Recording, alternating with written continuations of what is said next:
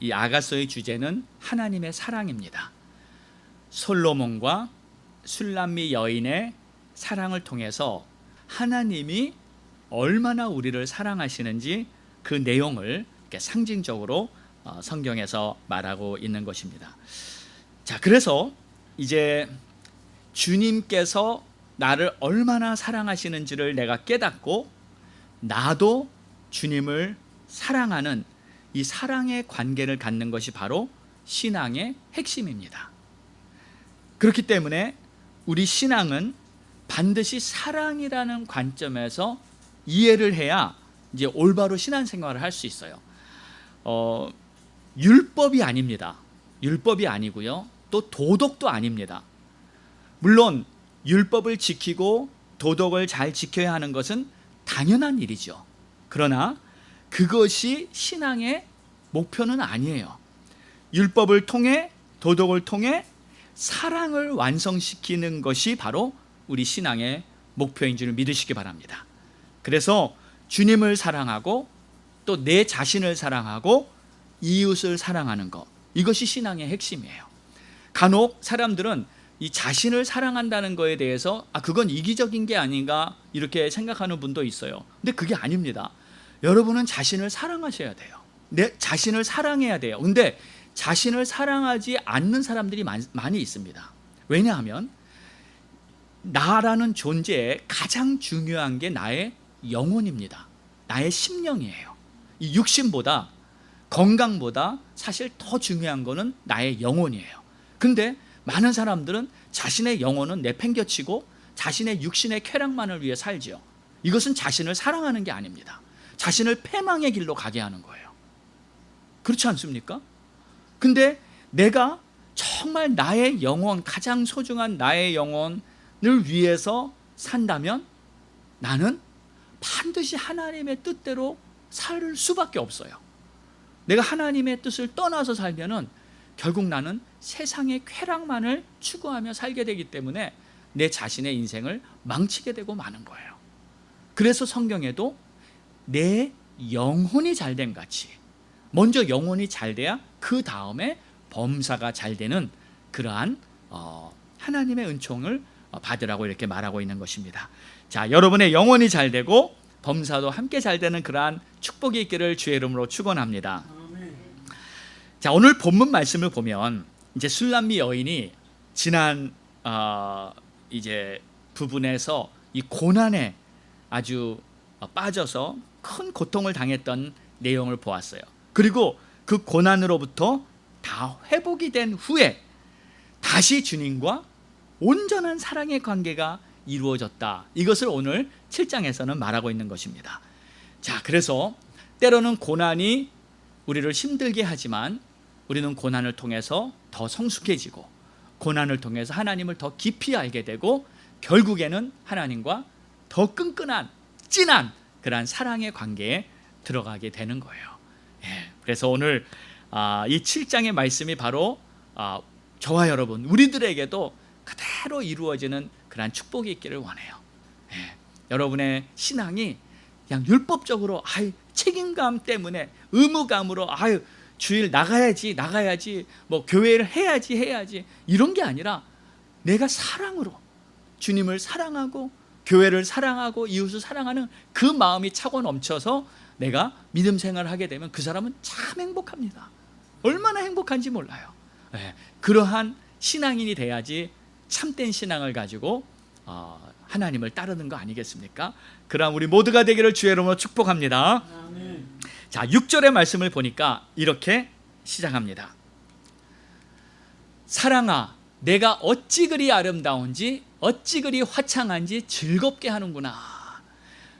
이것은 이제 솔로몬이 술람미 여인에게 한 말이에요. 근데 지금 주님께서 바로 우리에게 하시는 말씀입니다. 주님이 바로 나에게 사랑아, 내가 어찌 그리 아름다우냐, 어찌 그리 화창하냐, 나를 즐겁게 하는구나 하고 말씀하시는 거예요. 근데 보통 이 전까지만 해도 솔로몬이 술람미를 부를 때 내 사랑아 그렇게 불렀어요. 나의 사랑 이렇게 불렀는데 이번에는 내 사랑도 아니고 그냥 사랑이에요. 그러니까 마치 그녀의 이름이 사랑이 된 것 같아요. 그러니까 주님께서는 이제 술람미를 한마디로 사랑이다 이렇게 부르는 거예요. 그러니까 이 말은 뭐냐면요, 두 사람이 완전히 퍼펙트한 사랑의 관계가 되었다, 이러한 의미입니다. 하나님과 우리와 완전히 하나가 된 사랑의 관계가 된 이러한 모습, 얼마나 아름다운 모습이에요. 그래서 하나님의 목적은 하나님과 우리가 완전한 사랑의 관계에 들어가게 되는 것, 이 목적 때문에 사실 하나님은 우리를 창조하신 거예요. 우리가 물론 하나님을 섬기면서 뭐 여러 가지 일도 하고 뭐 다 하지만 하나님의 가장 궁극적인 목적은 우리와 완전한 사랑의 관계에 들어가는 거예요. 왜냐하면 하나님은 사랑이시기 때문에. 하나님은 사랑이세요. 그러니까 하나님이 제일 원하는 거는 우리를 사랑해주고 또 우리로부터도 사랑을 받는 거예요.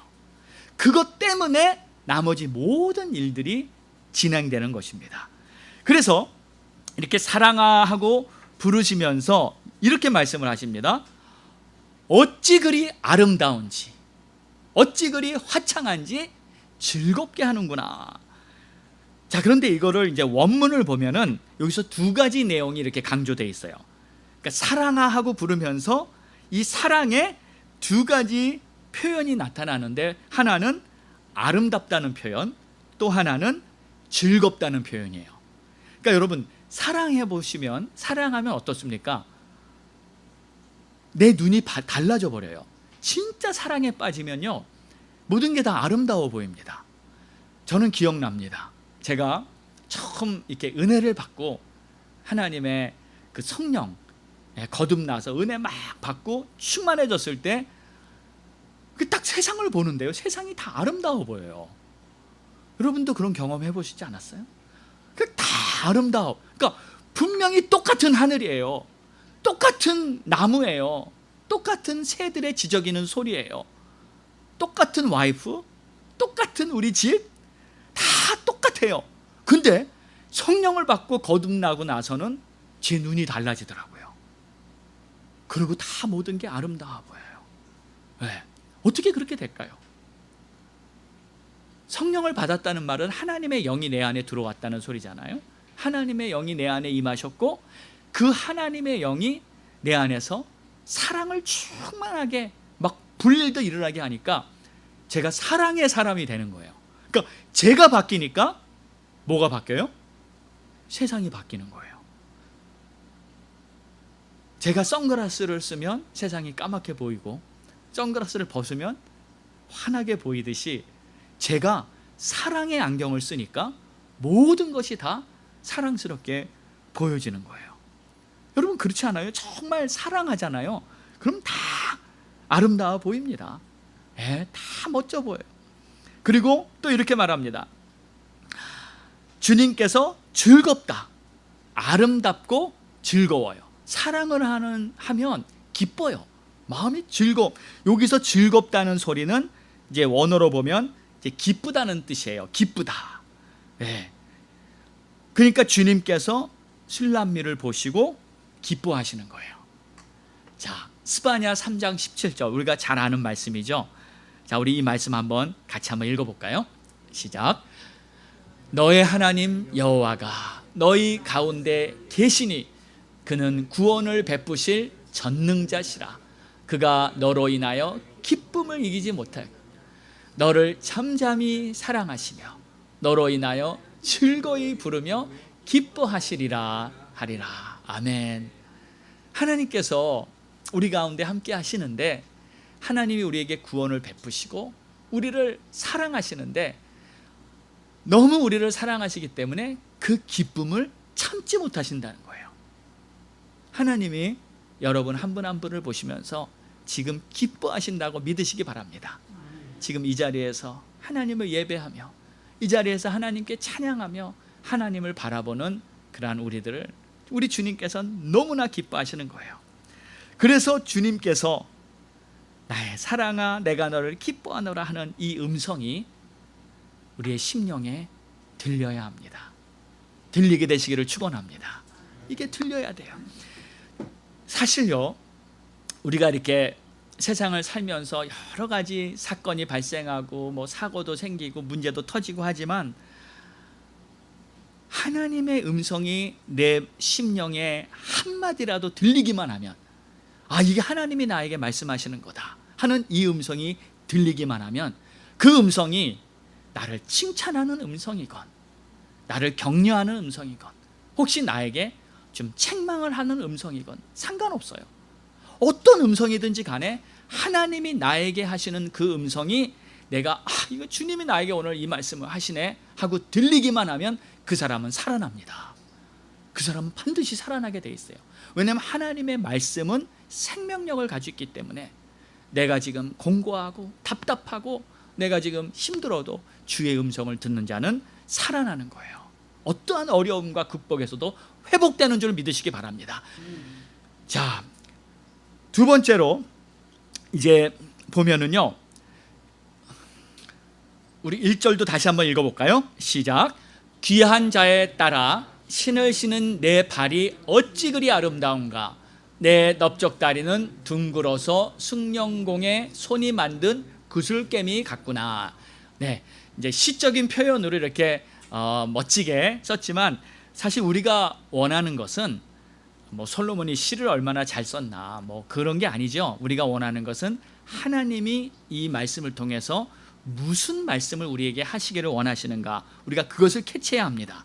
자, 여기서 이제 신을 신은 내 발이 아름답다 이렇게 말하고 있죠. 신을 신은 내 발이 아름답다. 근데 성경에서 신과 발이 의미하는 게 있어요. 신은 복음의 신, 그리고 발은 복음을 전하는 자의 발이라고 성경에 말하고 있는 거예요.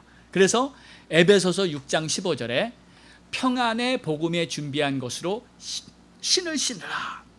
그리고 이사야서 52장 7절에는 좋은 소식을 전하고 평화를 공포하고 복된 좋은 소식을 가져오며 구원을 공포하며 시온을 향하여 이르기를 내 하나님이 통치하신다 하는 자의 산을 넘는 발이 어찌 그리 아름다운가.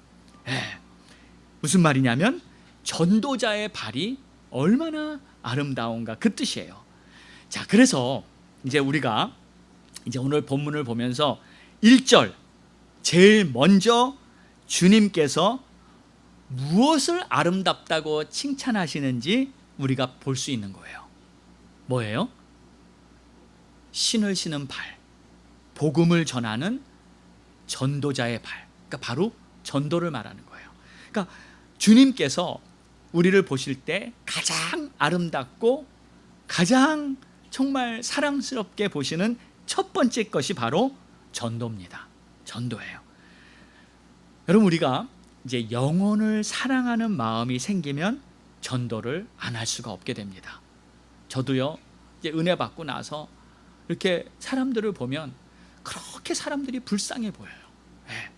하나님을 모르고 교회도 나오지 않고 세상에서 그냥 허덕허덕 사는 사람들을 보면 우리 하나님께서 정말 나를 사랑하신다는 사실을 내가 깨닫고 성령을 받고 거듭나니까 그렇게 전도를 하고 싶어요.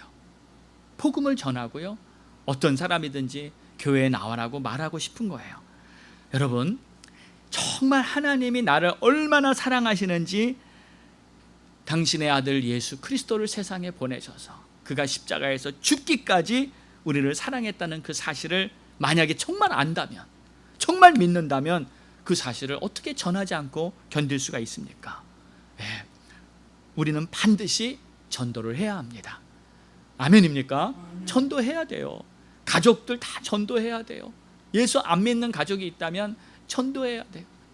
하나님 앞으로 돌아와서 회복이 돼야지 그 영혼이 사는 겁니다. 안 그러면은 이 세상에 아무리 좋은 거 다 얻은들 뭐합니까?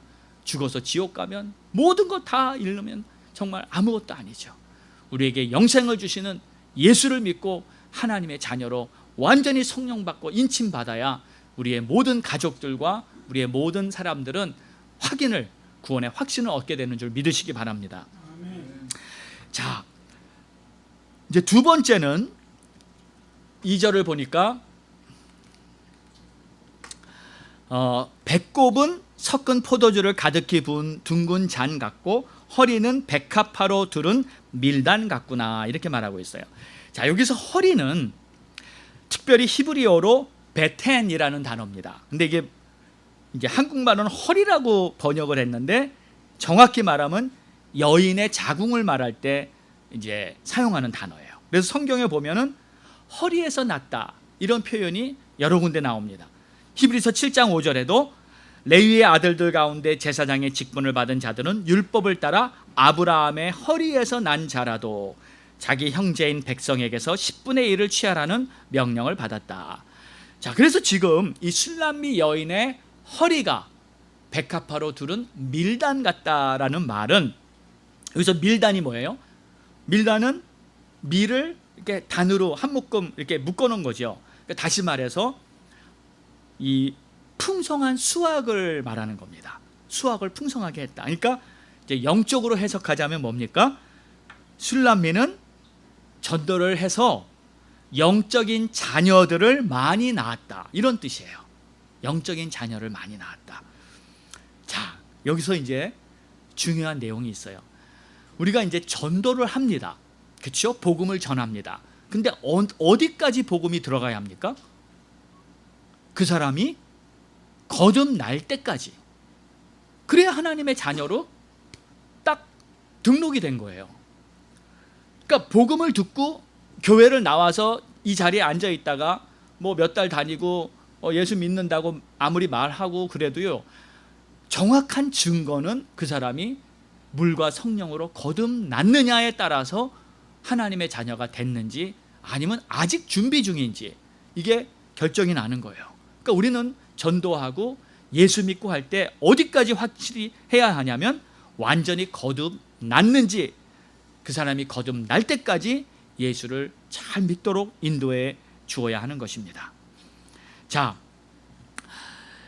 이 요한복음에 보면 예수님이 이렇게 막 사역을 할 때 신앙생활을 잘 아주 꽤 열심히 하던 바리새인 중에 이 니고데모라는 청년이 있었습니다. 근데 이 니고데모라는 청년은 율법을 잘 지키고 아주 신실하게 살아가던 그러한 청년이었어요. 근데 그가 하루는 밤늦게 예수님을 찾아옵니다. 그래서 찾아와서 이렇게 말을 해요. 선생님께서 하신 표적들을 보니까 분명히 하나님이 보내신 분 같습니다 하면서 예수님께 이렇게 인사를 하고 뭔가 좀 배우고 싶어서 그 밤에 예수님을 찾아왔던 거예요. 근데 예수님은 그를 보시자마자 다른 거 아무 말씀 안 하시고 이렇게 말씀하십니다. 요한복음 3장 5절에 보니까 내가 진실로 진실로 내게 이르노니 사람이 물과 성령으로 나지 아니하면 하나님의 나라에 들어갈 수 없느니라. 지금 이 니고데모라는 청년은 율법을 통달한 자예요. 그리고 믿음 생활 잘하는 자예요. 하나님을 경외하는 자예요. 그런데도 그에게 가장 필요한 핵심은 뭐였냐면 성령으로 거듭나야 한다는 사실이었어요. 왜? 그래야 천국에 입성하게 되니까. 하나님의 영을 받아야 그 사람은 하나님의 자녀로 다시 태어나게 되는 거예요. 그래서 니고데모가 그 말을 듣더니 너무 의아해하는 거예요. 아니, 무슨 말씀이십니까? 내가 다 컸는데 다시 어머니의 뱃속에 들어갔다 나오라는 소리입니까? 도대체 무슨 말입니까? 하니까 예수님이 이 거듭나야 된다는 말을 요한복음 3장에 쫙 설명을 해 주십니다. 그리고 나서 요한복음 3장 16절에 하나님이 세상을 이처럼 사랑하사 독생자를 주셨으니 이는 저를 믿는 자마다 멸망치 않고 영생을 얻게 하심이라. 그러니까 영생을 얻기 위한 길은 성령을 받아 거듭나야 하는 그 길이 유일한 길이라고 예수님이 직접 말씀을 하신 거예요. 그래서 교회를 나오고 혼자서 어디 가서 기도를 하고 뭐 세미나를 많이 듣고 이런 건 다 필요한 것이지만 궁극적으로 그 사람이 성령을 받고 거듭나야 한다는 이 사실은 모든 크리스찬들에게 반드시 필요한 아주 중요한 그러한 것이라는 것을 우리가 꼭 믿어야 합니다. 그래서 교회 나와도 마찬가지예요. 누가 교회 나오면 거기가 끝이 아니에요. 그 사람이 성령 받고 거듭날 때까지 교회는 계속 그를 위해 기도해주고 거듭나는 구체적인 사건을 통해서 그 사람은 완전인 하나님의 자녀가 되는 것입니다. 자, 지금 이 술람미는 이 허리가 이 밀단 같다는 말은 그를 통해 많은 영적인 자녀들이 태어났다는 거예요. 네. 자, 여러분 어떻습니까? 근데 이 말씀이 꼭 이 전도하고 영적인 자녀가 이렇게 태어나게 하고 그것이 꼭 주의 종이 하는 사역이라고만 여러분 생각하면 안 됩니다. 이게 모든 자녀들이 다 해야 되는 거예요. 그러니까 모든 사람들은, 모든 크리스찬들은 전도에 힘써야 하고 또 거듭나고 다른 사람이 거듭날 수 있도록 이렇게 도와줘야 됩니다. 거듭나게 해줘야 돼요. 거기까지 해야지, 그래야지 주님이 원하는 사명을 감당하는 겁니다. 자, 그 다음에 이제 다음의 내용을 보면요, 3절입니다. 두 유방은 암사슴의 상대 새끼 같고, 여기서 유방은 이제 여인의 이 유방은 젖을 먹이는 역할을 하는 것이죠. 그러니까 양육을 의미합니다. 이제 거듭나서 하나님의 자녀가 되면 뭘 해야 돼요? 양육받아야죠. 성장해야 합니다. 그래서 교회를 그냥 오래 다닌다고 자연히 성장하는 게 아니에요.